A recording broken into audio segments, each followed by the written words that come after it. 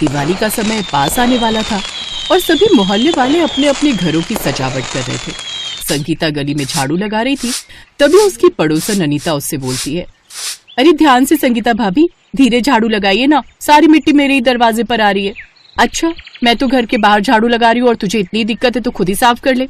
तभी उसका पति अनुज बोलता है, अरे भाभी, वो मिट्टी आकर दरवाजे पर बैठ जाती है ना, इसीलिए वो बोल रही है। तुम मर्द लोग तो बस बहाने बनाना जानते हो। एक तो वैसी दिवाली कितनी साफ सफाई करके मेरी कमर दुख रही है, लो आओ खुद ही आकर सफाई कर लो। इसी तरह उनके बीच लड़ाई का टॉपिक शुरू हो जाता है। तो वहीं दूसरी तरफ रंजना का घर था। वो अपने दरवाजे के सामने झालर टांग रही होती है, जबकि मदन साइकिल पर आ रहा होता है।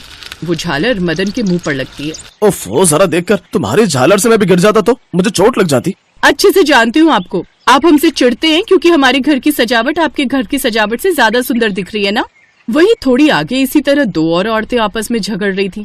तुम हर बार ऐसे ही करती हो रुचि, कोई भी घर आता है तो धुलाई के नाम पर हमारे घर के आगे कीचड़ कर देती हो। लो भाई, अगर सफाई नहीं करूं तो कहोगी कि गंदगी है, और सफाई करूं तो कहती हो कि कीचड़ कर दिया। पता नहीं तुम्हें क्या प्रॉब्लम है मुझसे। इसी तरह पूरे गली मोहल्ले में सब अपने अपने घरों की साफ सफाई और सजावट के चक्कर में एक दूसरे से लड़ रहे थे। तो वहीं गली के बच्चे आपस में एक कोने में पटाखों की चर्चा कर रहे थे। मेरे पापा तो इस बार मेरे लिए रॉकेट लाएंगे। अरे रॉकेट क्या, मेरे पास तो 500 रुपए वाले बम है। इस बार तो हम अच्छे से धमाके करेंगे। मैं तो खूब सारे अनार और बम पटाखे जलाऊंगी। तो वहीं कुछ बच्चों ने तो अभी से ही पटाखे जलाना शुरू कर दिया था, जिससे अड़ोसी पड़ोसी परेशान हो रहे थे। ओफो अनुज भैया, ये बताओ आपको परेशानी क्या है? आप बात बात पर क्यों मुझे ही ताने सुनाते रहते हो?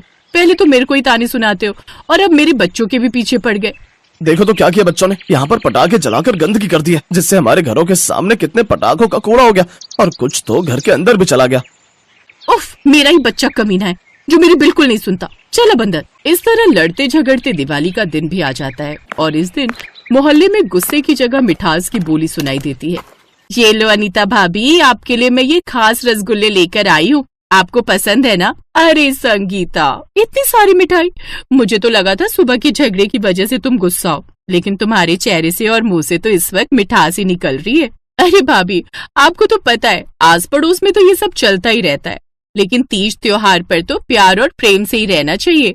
उधर रंजना भी मदन के लिए मिठाई लेकर जाती है।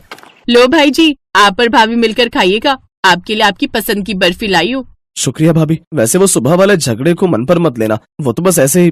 अरे नहीं नहीं, ये सब तो चलता ही रहता है, लेकिन आप भी तो सबसे पहले मेरे लिए मिठाई लेकर आते हैं, सब लड़ाई झगड़े भूलकर। और वैसे भी आज तो त्योहार का दिन है, इसलिए आज तो मैं बिल्कुल नहीं झगड़ना चाहती हूँ। वैसे भी आप मेरे सबसे फेवरेट पड़ोसी हो। इसी तरह रेनू भी महेश को मिठाई देने जाती है।